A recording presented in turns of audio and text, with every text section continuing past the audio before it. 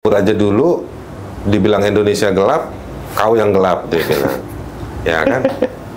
Lalu kalau dengan statement atau respon cepat seperti itu seolah-olah mau bilang bahwa jangan kabur dulu, terus anak muda harus bagi-bagi susu kayak Gibran.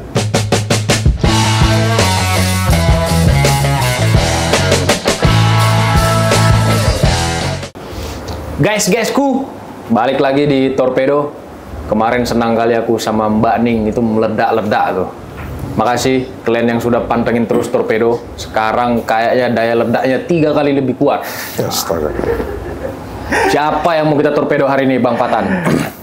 Kayaknya teman-teman Torpedo udah tahu lah sosok ini. Pasti udah pada tahu orang nih. Yang pasti sosok ini dikenal dengan sosok anti oligarki. Biasa kalau kenal Opung Luhut berarti kenal juga sosok ini. Kita perkenalkan langsung Bang Haris Azhar. Sehat, Bang? Sehat. Ini Torpedo bukan Torpedo Blok S kan? Bukan. Bang, filosofi Torpedo itu kita kemarin waktu bikin YouTube ini ada beberapa opsi. Nah, akhirnya kita sepakati Torpedo. Kepanjangannya? Nggak ada. Ini bukan akronim, Bang. Oh. Jadi dia ibarat torpedo kapal selam itu ya pelan-pelan nanti akan. Berarti dia ini ya, majas ya, apa simbol ya? Ya, ada makna ya. Maknanya, Bang. Pokoknya meledak lah. Di ujungnya meledak lah, Bang. Siap-siap. Ini kita pakai hitam-hitam, Bang. Karena melihat fenomena yang ada akhir-akhir ini. Indonesia hitam. Indonesia gelap. Tapi kalau kata kawan abang Opung Luhut itu, kau yang gelap. Iya, iya. Nah, terkait soal tadi ini kan rame, Bang, fenomena hashtag Indonesia gelap. Soal Opung nggak perlu saya respon kan? Anti, Bang. Ada bagiannya, Bang. Ada bagian, tenang, Bang. Ini lah, Bang. Pelan, Bang. Ini baru mulai, Bang. Baru mulai, ya, siap. Ada hashtag kabur aja dulu dan hashtag Indonesia gelap. Kalau Abang melihat konteks ini seperti apa sih? Apakah masyarakat ini memang sudah antipati terhadap negara, dalam hal ini pemerintah, Bang? Yang meramaikan soal kabur aja dulu dan Indonesia gelap, itu anak-anak muda. Ya.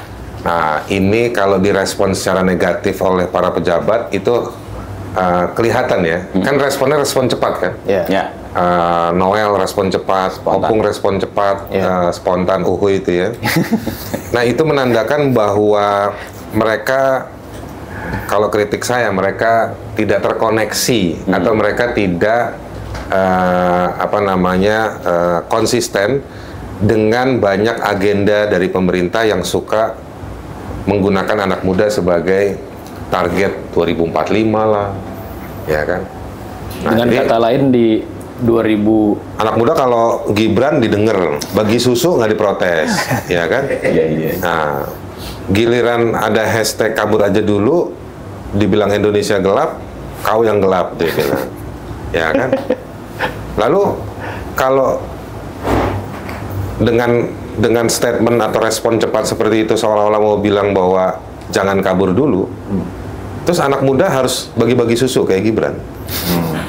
Ya kan? Justru anak-anak muda itu kabur ke luar negeri, ada yang meramaikan itu, mempertimbangkan, mulai kepikiran karena mereka berpikir anak raja aja bagi susu, anak Kurawa mau ngapain?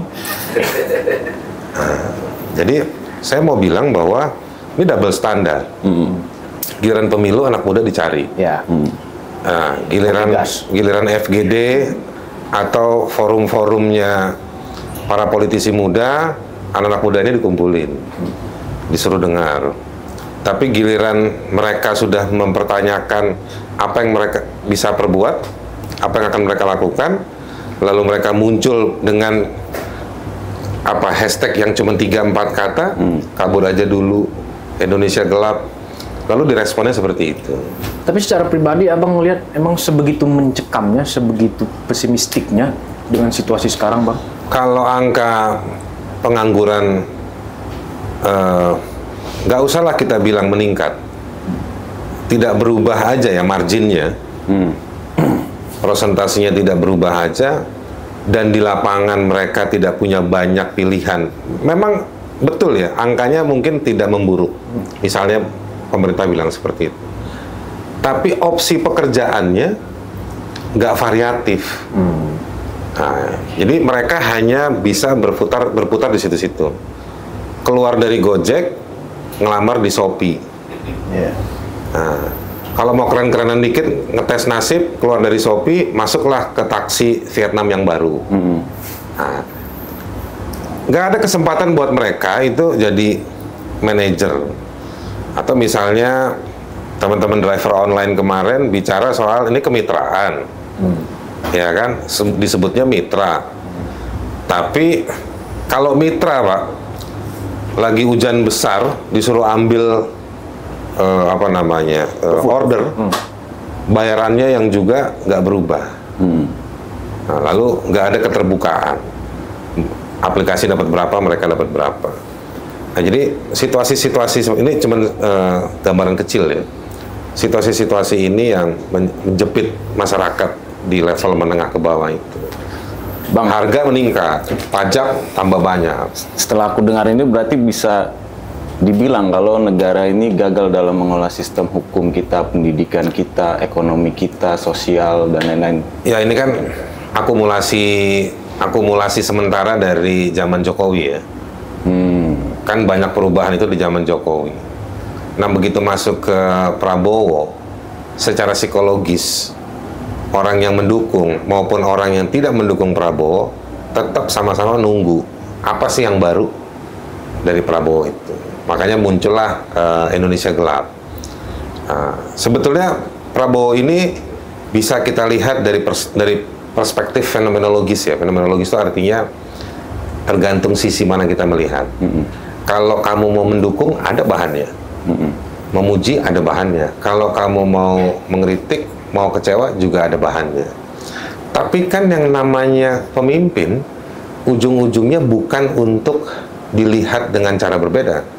Dia ditunggu konkretnya. Kalau dalam hak asasi manusia ada satu prinsip namanya answerabilitas. Menjawab, seberapa jauh dia benar-benar menjawab. Bukan cuma tertulis, bukan cuma diucapkan. Nah gitu, misalnya begini nih, kontroversi-kontroversi. Prabowo fokus pada pangan, ya kan? Tapi menteri hutannya menyerahkan diri, maksudnya kan tuh menteri yang membela hutan. Ya. Terus tiba-tiba dia bilang, ada nih 20 juta hektar kita mau siap babat. Gitu. Dia lupa atau barangkali ya, kita mesti tanya lagi lebih jauh, bahwa di tengah hutan itu juga banyak makanan. Yeah. Atau hutan itu punya kontribusi pada oksigen, pada lain-lain penyangga air. Jadi dan Prabowo mengamplifainya dengan cara mengatakan bahwa pohon sawit pun itu juga tanaman. Kan kalau dari sisi pangannya oke. Tapi kan kita juga nggak makan atau nggak minum minyak sawit tiap hari kan? Yeah. Harus ada yang lain juga, diversifikasinya, variannya. Jadi yang mau saya bilang, ya orang bisa muji bilang bahwa ini bentuk pro kita pada pangan. 20 juta hektar bukan untuk tambang, tapi untuk pangan. Nah, kalau mau dipuji begitu. Tapi kan secara knowledge atau secara epistemik, ya nggak begitu dong. Masa hutan yang dibabat? Ya. Kenapa nggak lubang tambang ditutup, diperbaiki, dipulihkan, lalu ditanam di sana? Banyak kawannya di situ kayaknya, Bang. Kenapa? Banyak kawannya kayaknya kalau yang tambang. Nah, di situ kalau yang ditambang itu kan pohonnya kita nggak bisa lihat. Ada pohon-pohon duitnya di situ. Ya, nah, jadi situasi ini yang membuat orang jadi sebetulnya ini apa sih? Ya kan? Ada lagi yang menarik soal pajak jadi 12%. Dibatalkan hanya dalam kurun beberapa jam sebelum diberlakukan. Ya. Menariknya, dia dibatalkan, itu kan kebijakannya si Jokowi. Diberlakukan di zamannya hari-hari awal Prabowo. Lalu hanya ada demo, saya bilang hanya karena tidak semasif Indonesia Gelap. Tidak semasif beberapa respon dari aksi yang lain, yang jauh lebih penting juga. Apa yang jumlahnya lebih signifikan? Pilkada kemarin. Pilkada misalnya. Ya dibatalkan. Nah, dan sepanjang bertahun-tahun saya udah lama nggak ngeliat polisi begitu baik membubarkan mahasiswa nyiram ke bawah. Di zaman Jokowi kan dihantemin kan, air belum nyampe, peluru udah nyampe. Ya. airnya belum nyampe, tangannya masih soda, kelipet-lipet, misalnya kayak gitu. Dia bilang peluru karet, ternyata peluru. Saya jadi berduga-duga apakah ini memang mau dibatalkan tapi mencari popularitas seperti itu. Nah, ini ada situasi-situasi yang menurut saya diskursif. Diskursif itu artinya ada yang mendukung, ada yang mengkritisi. Di luar dari itu, ada hal-hal yang tidak terucap sebelum di masyarakat. Apa itu, Bang?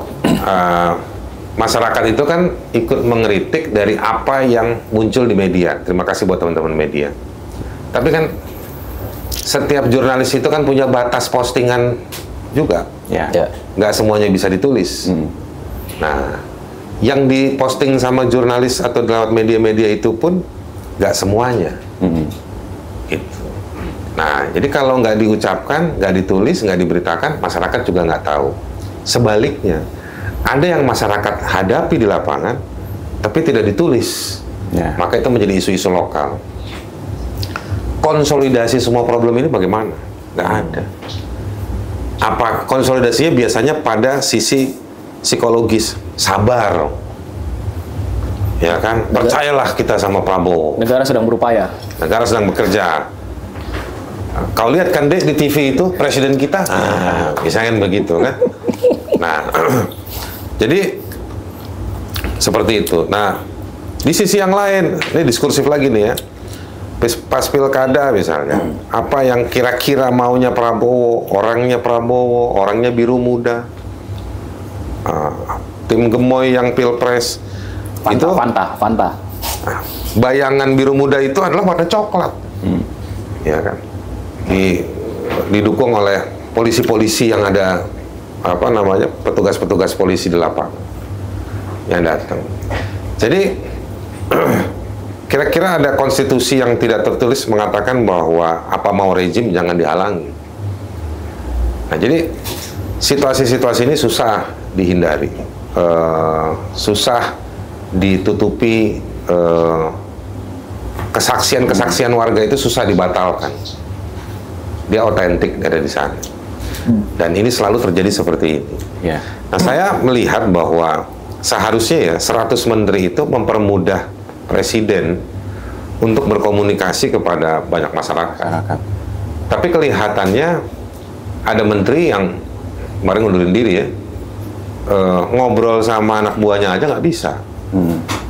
Misalnya kayak gitu. Malah ditamparin sama dia. Malah bener tuh ditampar ya. Ya, infonya beredar begitu, Bang. Nah, ada voice note-nya juga. Ada voice note-nya saya dapat lah. Jadi maksud saya tidak ada kemudahan yang terbangun dari struktur pemerintahan itu. Nah, ini jadi saya mau mengatakan bahwa ada hal-hal juga di dalam pemerintahan yang belum diberitakan kepada masyarakat. Bang, ada anasir yang kita sering bincangkan di lapangan. Ya, ini nggak lepas dari pengaruh rezim sebelumnya, artinya Jokowi. Nah, menurut pandangan Abang, Prabowo ini dimenangkan atau memang memenangkan? Dua-duanya sih. Dua-duanya. Ini kan saling membeli ya. Sebenarnya kalau saya melihatnya, ini tafsir subjektif saya, Jokowi harus punya penerus kan.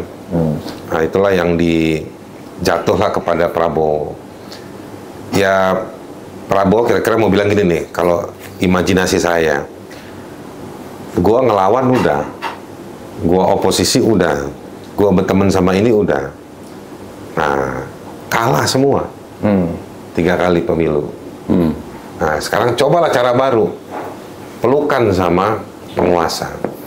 Ya itu yang kemarin dibilang Pak Prabowo kan dalam orasinya terbuka di acara apa Rakernas yang disentul. Yang memenangkan saya itu Jokowi. Iya. Dan Jokowi secara terbuka juga bahwa Prabowo kalah dari saya 2 kali. Iya. Itu udah terbuka bukan imajinasi.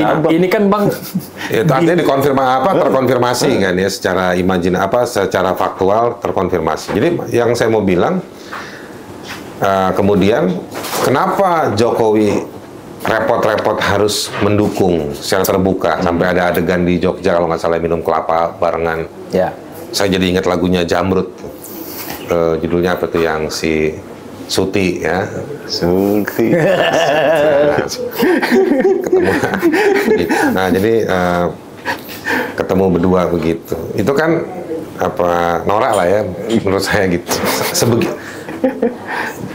Begitu aja Jokowi cara apa nggak ada cara lain misalnya kayak gitu ya. Nah, jadi dia pengen investasi karena ya kalau belajar ilmu politik tipis-tipis ya dia nggak mau lah apa namanya Kekuasaannya menghilang. pengaruhnya hilang. Bahasanya dia kan ingin ada yang meneruskan. Ya nggak bakalan pemerintahan baru mau meneruskan semuanya. Semua orang kan punya mimpi politik, mimpi ekonominya kan semua penguasa negara itu. Nah, buat Prabowo ya terpaksalah dia main dan dia teruskan. Dia puji-puji hidup Jokowi kemarin tuh. Nah, itu menurut saya gimmick-gimmick aja semua. Nah, kalau saya konservatif dalam soal itu. Jokowi pengen aman. Kalau saya konservatif. Prabowo pengen dan juga rezimnya pasti merasa bahwa enak aja. Ini agenda politik kita, ini mimpi politik kita, ini program-program kekuasaan kita harus jalan. Ya bolehlah ikut-ikut dikit-dikit tipis-tipis, tapi lama-lama delusif kalau dalam istilah hukum apa dalam istilah perusahaan tuh sahamnya lama-lama hilang. Disepak juga kawan itu bang ya? Yap, orang yang dukung Prabowo kan juga banyak. Ya. Orang yang menderita dukung Prabowo di zaman pertama Jokowi juga banyak. Bang, aku mau tanya tuh bang, seharusnya apa sih yang dilakukan pemerintah itu melihat fenomena yang ada itu kayak masalah yang sekarang Indonesia gelap termasuk yang belum didengarkan, karena ketika rakyat berbicara itu langsung beberapa menteri Prabowo sekarang itu kayak Noel bilang Reaksioner. apa yang kabur aja tidak patriotik, disebut tidak patriotik. Kemudian Oke Luhut juga bilang kau yang gelap. Belum apa-apa kita mau bersuara udah digituin. Enggak, menurut saya orang-orang di luar negeri itu patriotik. Sebenarnya mereka itu dubes kita. Misalnya saya nih, saya jelas, saya bukan banggain diri saya, tapi saya nggak bisa ngutip orang lain. Waktu saya sekolah, yang terdiri dari waktu itu ada dari sekitar hampir 40 negara kita beasiswa. Pas mau pulang, iseng-iseng, ayo nyanyi negaranya masing-masing gitu. Gue sendirian bos, gitu. Ya, gue nyanyi lagu Papua gitu ya kan gitu. Jadi kita sebetulnya mungkin kita bukan orang yang apa namanya sangat nasionalis di dalam negeri di hari-hari kita. Tapi waktu kita ke luar negeri, kita jadi duta besar buat bangsa kita di forum-forum itu. Dibelah dada tuh merah putih tuh bang isinya bang ya? Tapi kalau abang deh melihat fenomena sekarang, abang kan masih aktif nih di hukum, di aktivis. Ada nama itu nggak sih buat kabur aja dulu ikut gitu? Melihat kondisi sekarang. Efisiensi, tukang harian, penjual besi, penjual kayu, bambu untuk steger bangunan. Udah pada tidur-tiduran aja sekarang bang. Betul.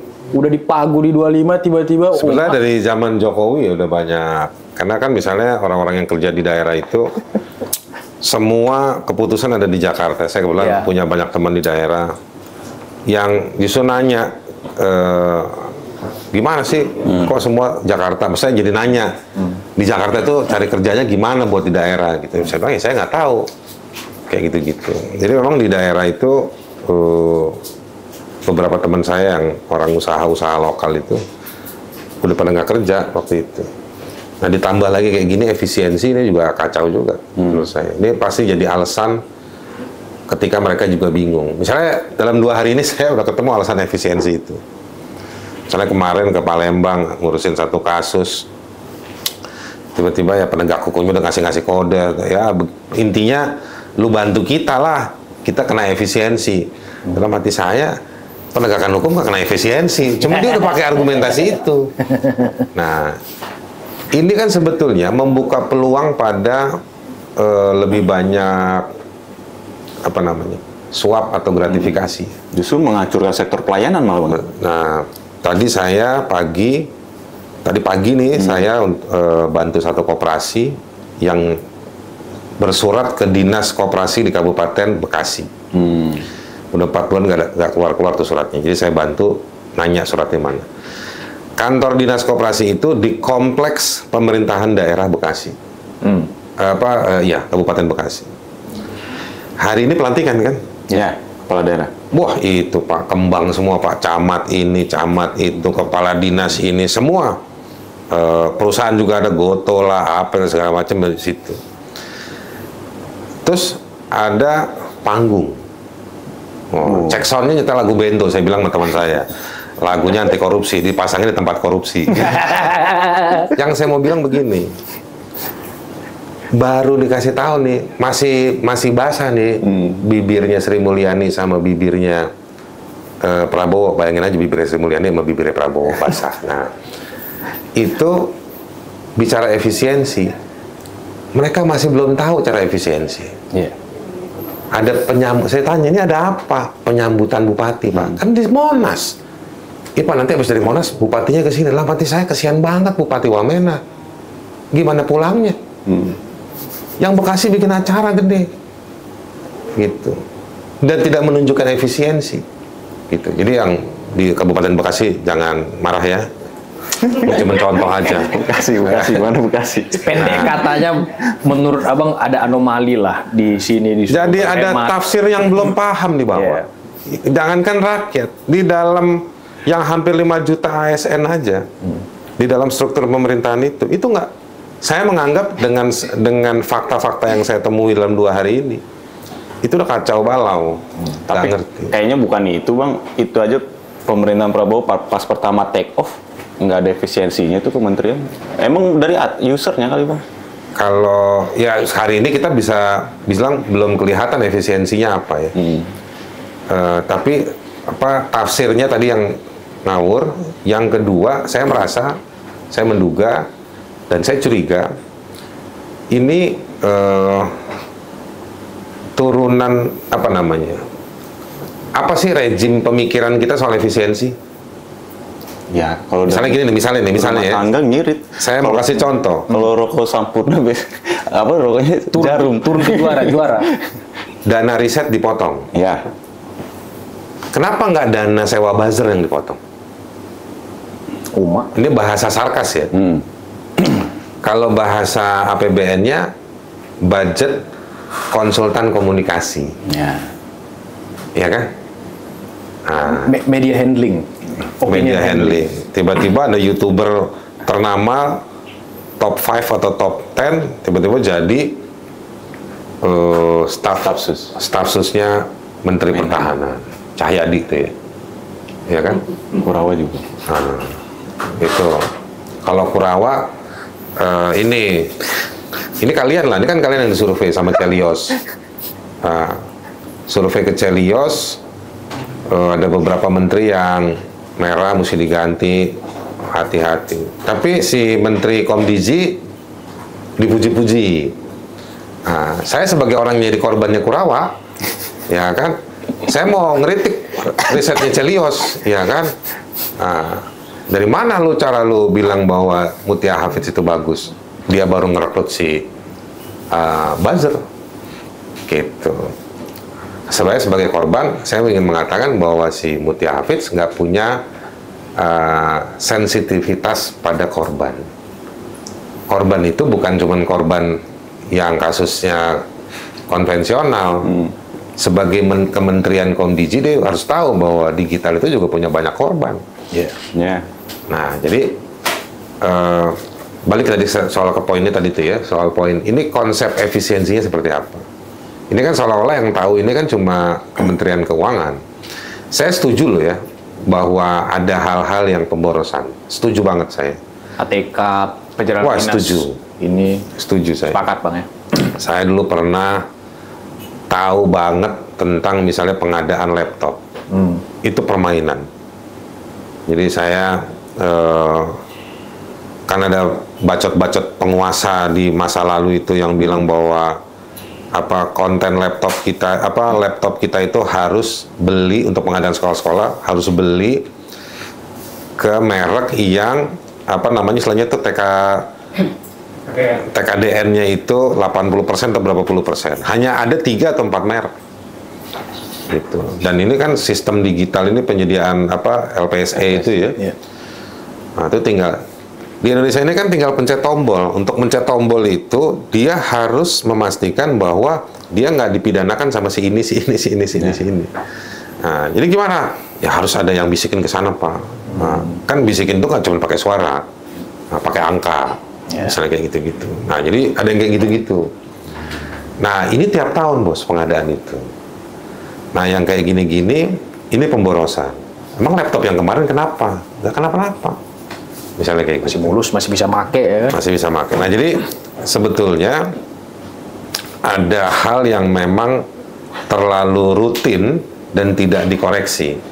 Atau dikoreksi, dicatat misalnya dalam laporan BPK atau laporan BPKP. Saya suka baca beberapa kali kesempatan baca. Bagus-bagus laporan di BPK atau BPKP. Menemukan. Tapi itu nggak dijadikan rujukan untuk perubahan. Karena begitu penganggaran atau penyusunan kebijakan lagi, ada nih kelompok oligarki lokal, kartel lokal yang masuk lagi, ini lagi aja kayak gitu. Atau tetap dimainkan, tapi pemainnya diganti. Masuk amplop putih, captionnya tolong dibantu. Iya, tolong dibantu. Persoalannya sekarang kemudian begini, negeri ini besar, Pak. Ini saya suka ucapkan beberapa kali di beberapa tempat. Provinsi kita ini sekarang 38. Yes. Kabupaten dan kabupaten kota kita itu total hampir berapa ya? 400, hampir 500. Taruhlah semuanya itu total 500. 500-500-nya itu punya dinas. Ya. Nah, taruhlah dari setiap 500 itu ada 20 dinas. Hampir rata. Setiap dinas ada alokasi anggaran. Siapa yang bisa mengawasi 500 dikali 20? Berarti kan ada 10.000. Ya. Ada 10.000 penganggaran. Ya, dalam ketatanegaraan kita DPRD, Bang. Enggak. DPRD memeriksa penganggaran perencanaan, lalu memeriksa pelaksanaan. Nah, harusnya mereka bekerja itu. DPR juga bisa. Ya kan, fungsi budgeting, pengawasan ada di DPR. Ada KPK, ada Kejaksaan, ada BPK, ada BPKP, transaksi uangnya diawasi oleh PPATK. Dari sisi hasil ada lagi misalnya Komnas HAM harus bisa mengawasi, Ombudsman bisa mengawasi dalam perumusan kebijakan. Sebenarnya pengawasnya banyak, masyarakat juga banyak. Tapi entah kenapa kalau kita bagi-bagi nggak cukup. DPR, DPRD, waktunya, jumlahnya memang cukup. Tapi orang-orang itu, agendanya, waktunya, dan tenaganya dibagi untuk kepentingan fraksi, kepentingan partai, baru kepentingan konstituen. tupoksinya. Belum lagi dia harus ketemu konstituen tadi. Nah, jadi ujung-ujungnya masyarakat sipil, media, akademisi. Cuma akademisinya udah boleh dapat izin tambang. Maksud saya ini sampingan aja. Ya. Jadi udah nggak konkret lagi akademisi, ya kan? Nah, media bisa diharapkan banyak, tapi kan juga saya orang yang percaya bahwa semua profesi, termasuk profesi saya, ada yang malaikat, ada yang iblis. Gitu. Naik meja. Ada yang kalau di lawyer ada yang naik meja. Ya itu kalau buat saya sekarang ya mungkin tiba-tiba terbayang dia lari gawang. Lari gawang.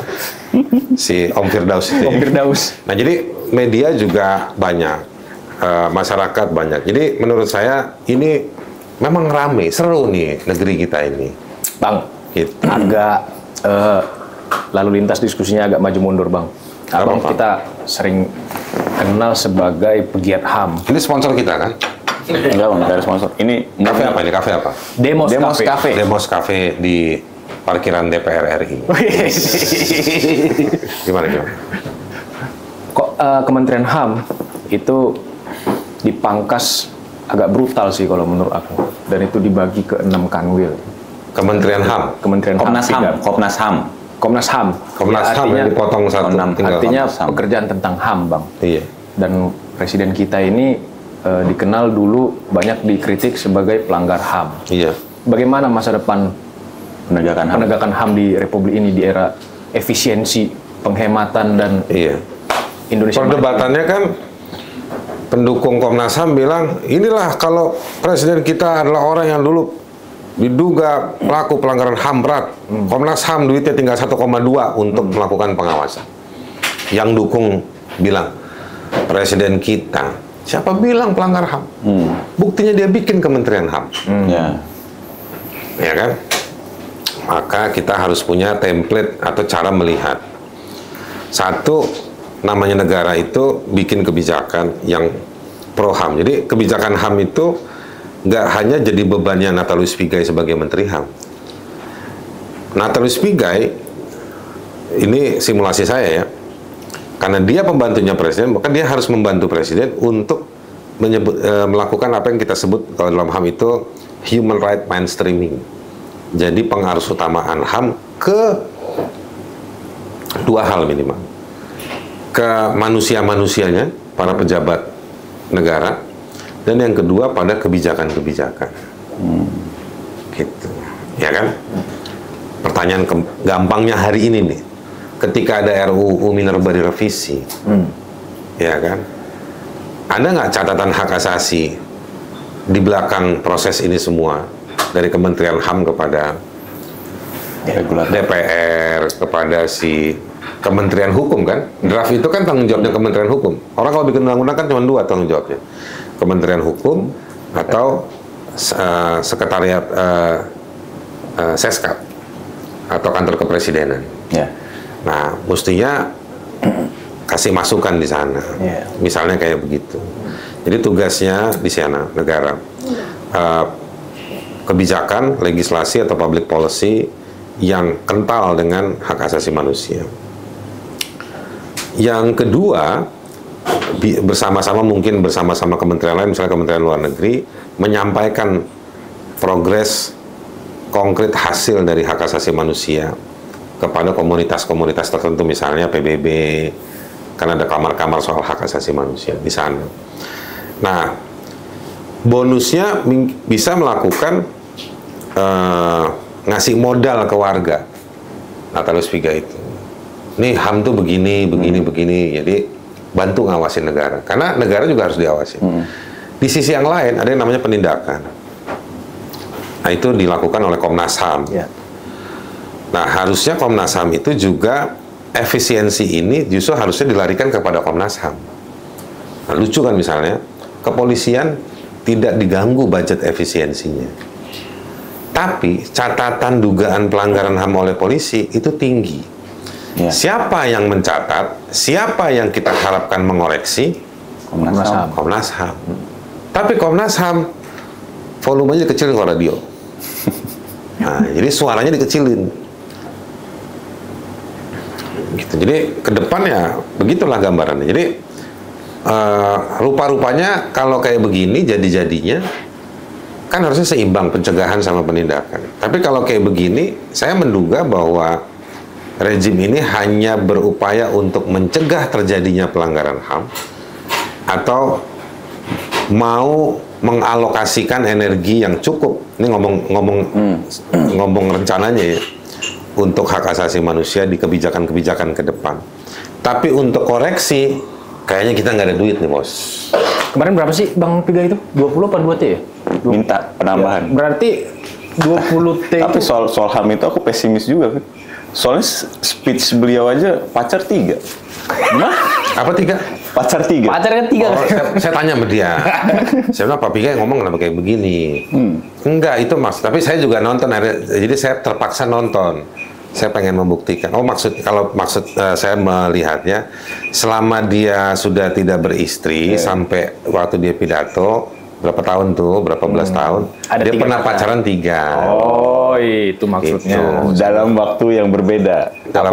Saya nggak tahu pokoknya karena keterbatasan itu, jadi saya cuma menganggap, oh selama berapa tahun itu dia punya pacar, pernah punya pacar 3. Gitu. Aku juga Tapi saya juga bilang sama dia, udah lah gitu-gitu nggak usah ngomong lain kali.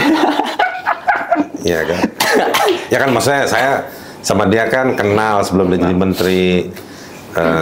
Banyak hal lah diskusi. Dia juga orang yang sangat gigih waktu saya dipidanakan. Datang ke kantor, dukung. Konco kental abang lah ya. Bos, kalau dia waktu dia Komnas HAM oke loh. Oke. Dia orang yang paling responsif. inspiratif loh, Bang. Iya responsif lah. Terlepas bahwa kita setuju nggak setuju sama caranya dia, tapi saya appreciate. Gitu.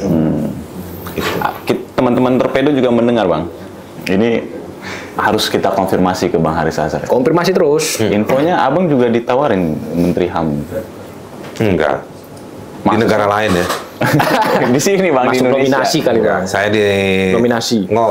Papi Guy diskusi banyak sama saya. Jadi bukan datang nawarin posisi enggak. Dia minta banyak masuk, ngobrol banyak lah. Terus tapi saya bangun posisi saya begitu. Papi Guy, saya ini orang yang kerja di bidang HAM ya. Tanpa saya menegasikan orang lain gitu. Tapi kalau dari pengalaman saya punya sejumlah catatan. Catatannya ini saya kasih ke dia. Dan dia catat loh. Dia ambil pulpen, dia ambil buku, dia bawa, terus dia tulis sendiri gitu. Terus itu saya kasih masukan, catatan-catatan saya. Yang kedua, saya kasih masukan soal bagaimana Kementerian HAM itu. Dan kita diskusi banyak. Dia nyampein juga ke saya.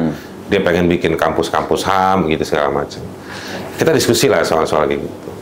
Termasuk misalnya dia nanya kalau misalnya jadi soal-soal jabatan, saya bilang, Papi Guy, saya sampai hari ini saya nggak pernah punya jabatan di pemerintahan. Tapi tidak mengurangi ibarat kata tuh kalau dari PSSI daya dobrak. Maksudnya saya bilang saya sih nggak ada jabatan, tapi saya jalan oke aja nih segala macam. Jadi tapi intinya saya bilang sama si Mr. Piga ini, kalau di Papua katanya namanya Kementerian Natalius. Nah, saya bilang sama Pak Natalius ini, saya bilang, bos, saya nggak minta apa-apa. Saya senang kalau negara bertanggung jawab pada hak asasi manusia. Kita kenal secara informal. Terus saya bilang waktu Papi Guy di Komnas HAM, saya ngeritik Papi Guy, tapi kita tetap komunikasi. Dia oke soal begitu. Jadi ngobrol soal soal jabatan-jabatan itu didiskusikan. Tapi saya bilang udah gampang lah, yang penting Papi Guy kerja yang bener. Gitu. Jangan terlalu bela-belain Prabowo, nggak mungkin banget ya. Bang, ini mumpung kita lagi di lembaga, kalau dalam kuliah politik itu ini teori perwakilan nih Bang, mata kuliah perwakilan politik representasi. Kemarin rame soal revisi Tatip nomor 1 tahun 2020. Yang salah satu poinnya ajaib tuh. Iya. Siapa di balik ini dan apa misinya, Bang? Waduh, siapa di balik ini? Kalian yang di sini. Menurut Abang. Apakah ini kepentingan rezim? Kalau gosip-gosipnya Dasko. Tapi gue nggak tahu Dasko yang mana nih. Bukan Dasko, Torpedo kali. Ini Dasko pakai C apa pakai K ya? Nggak tahu lah, cuma. Tapi secara ketatanegaraan kita kan Bang, tres politika kita seharusnya nggak begitu. Tatip itu berlaku untuk internal anggota DPR.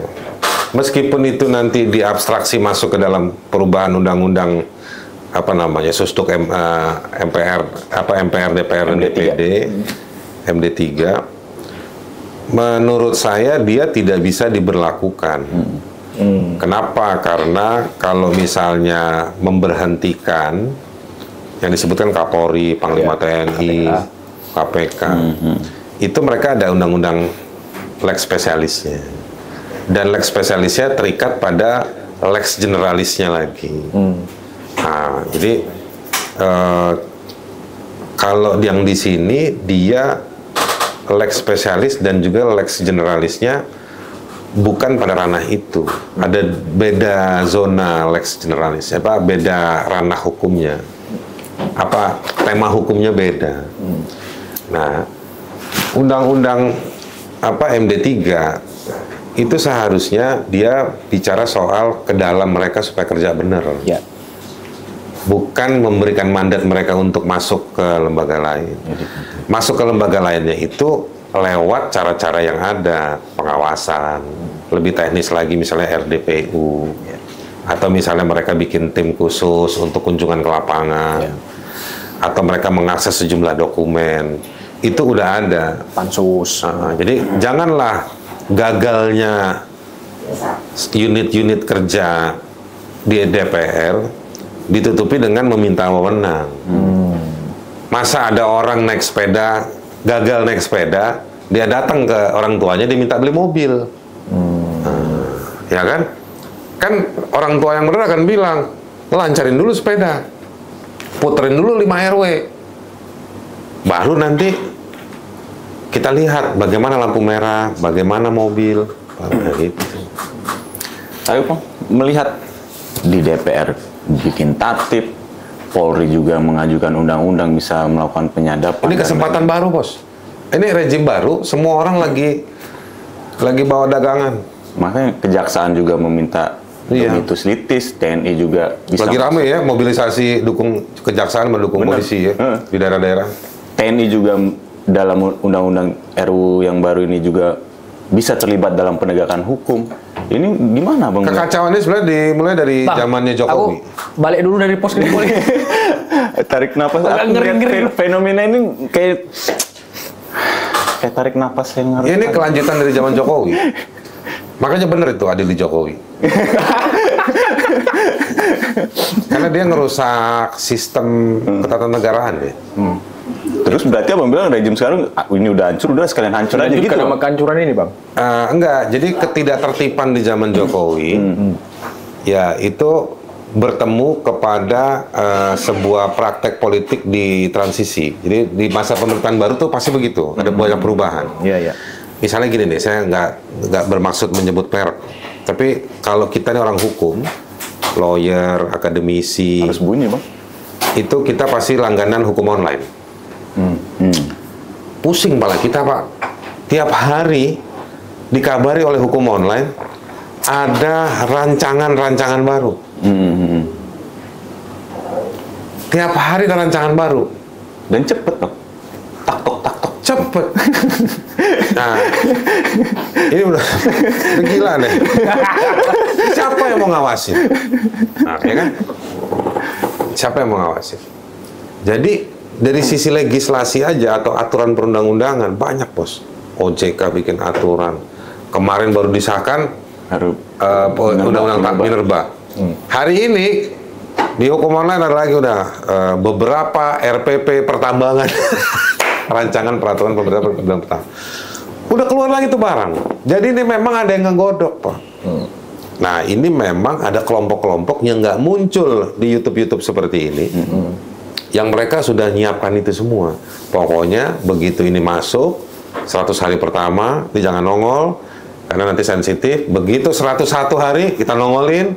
Nah itu udah ada yang main-main begitu. Barangnya udah ada, orangnya udah ada. Ada satu lagi yang Abang nggak sebut, RUU BUMN, revisi undang-undang. RUU dan antara. Ya, kan? Dan itu juga cokot-cokotan kan? Antara kelompok politik dan kelompok bisnis dalam pemerintahan ini. Itu cokot-cokotan. Ada ponakannya Opung mau maju. Udah hilang nih namanya ya. Tiba-tiba si Roslan sama si Rosan. Dan antara juga. Nah jadi memang di pemerintahan baru itu semua kalau saya simulasikan tiba-tiba banyak tukang obat di pinggir lapangan bola. Mencari poin. Saya berimajinasi cari analoginya tuh lapangan Jenderal Urip Tanah Abang. Ya kan dulu itu sebelum ditertibkan itu banyak tukang obat di sana. Ya kan? Iya. Nah, apa benar dia bawa dagangan atau dia lagi menyedot perhatian supaya para copet ada berkeliaran, ya kan? Nah, jadi ini semua di sana. Coba-coba semua, coba-coba. Kita dengar juga Udah 45 menit tuh katanya. haji, ada juga haji lagi digodok. Abang dengar? Haji ini penting juga Pak. Ini kan dananya besar ya. 120 430 triliun. Iya loh. Orang mau naik haji 20 tahun harus bayar di depan dulu. Iya, saya daftar 10 tahun lalu. Dicek sama istri saya, dia bilang, abangku manis. Yes. Daftar tunggu. Masih 10 tahun lagi.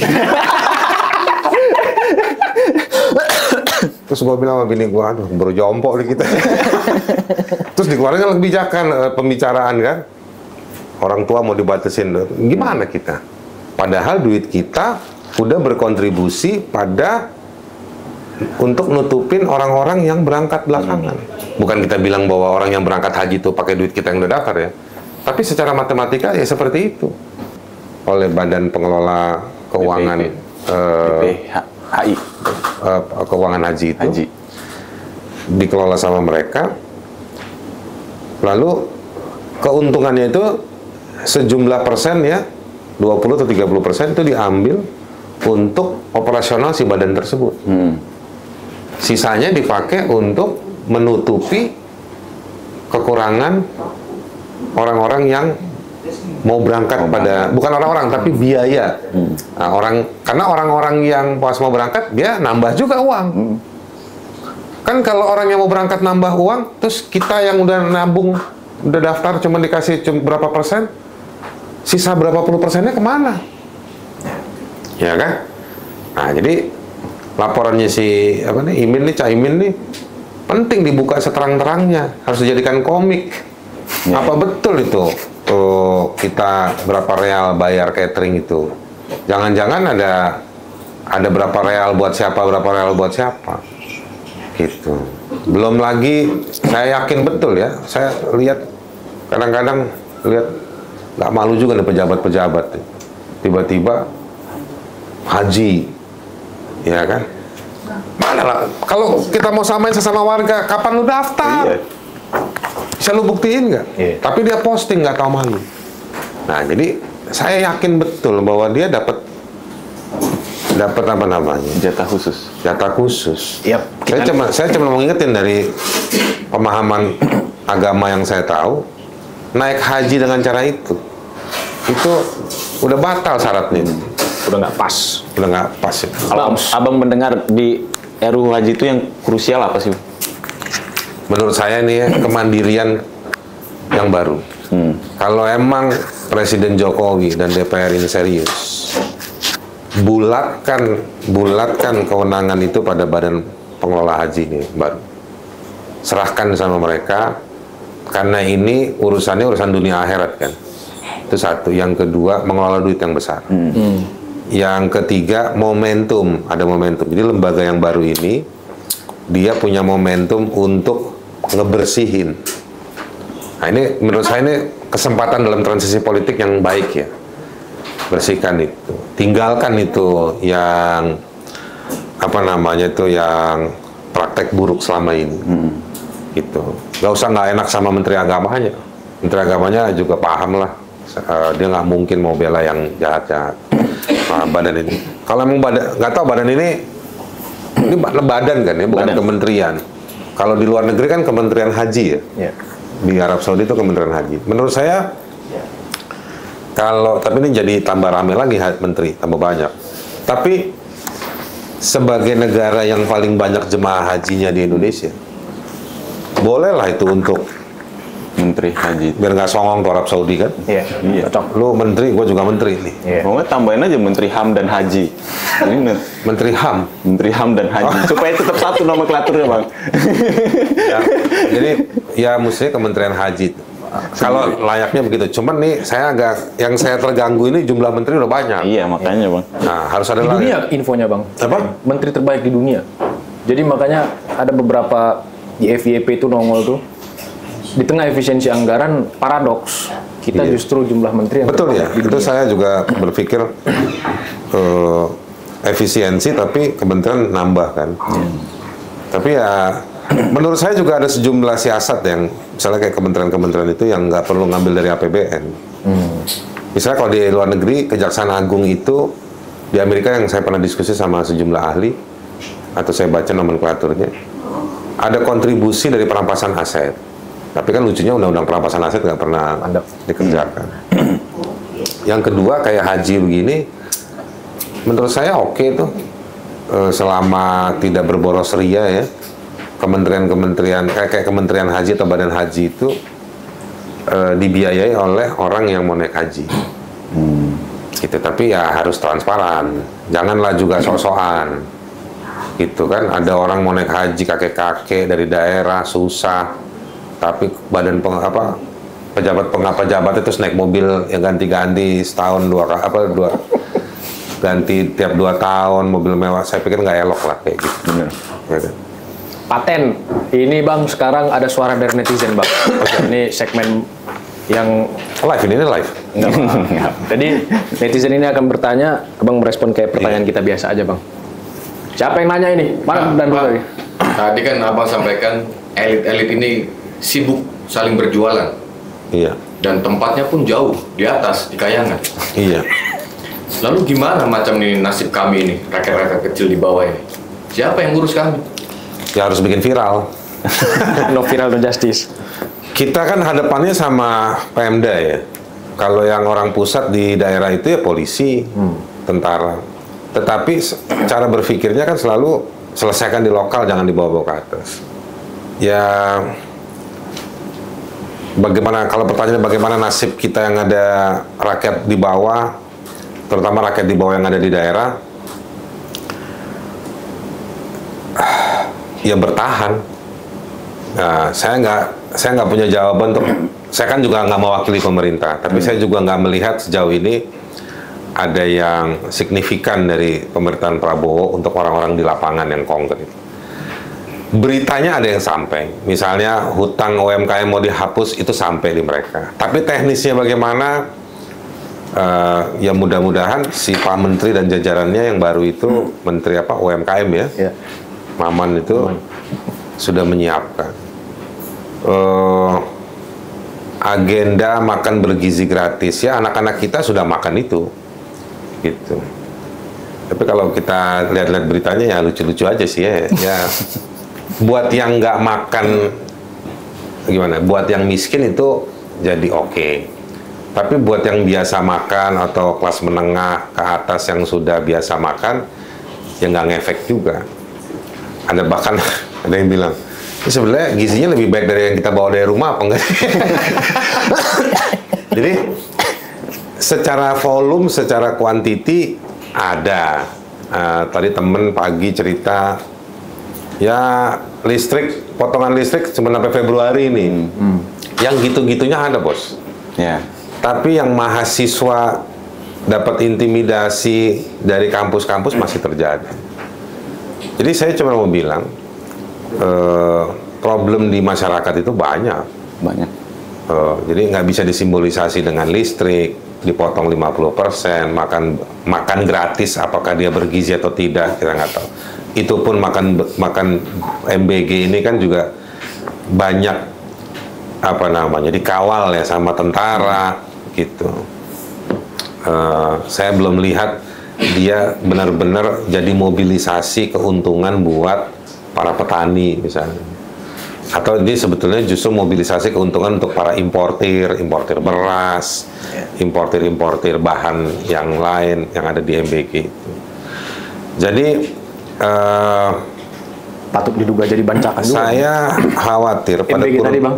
Iya, pada kurun waktu tertentu harus pas dihitung nanti sebenarnya ini sebetulnya mobilisasi yang jadi championnya Jokowi, Prabowo, itu masih menguntungkan kelas menengah ke atas sebagai pelaku usaha. Dia belum jadi keuntungan. Tapi ini sekali lagi sektor industri pangan, belum lagi yang lain-lain. Di sektor yang saya geluti, dunia penegakan hukum, nggak banyak berubah. Oke Bang, pertanyaan kedua. Kita mau tahu perspektif Abang terhadap tokoh-tokoh. Oke. Singkat aja. Joko Widodo, Patut diadili. Mak. Prabowo Subianto, Ditanya-tanya. Ya. Luhut Binsar Panjaitan. Sudah expired ya. Yang terakhir, Sukmi Dasko Ahmad. Lagi gila-gilaan kayaknya ini. Lagi menggila, sebenarnya menggila. Oke, udah bos. Oh, penutup. Tutup Mik. Paten. Torpedo.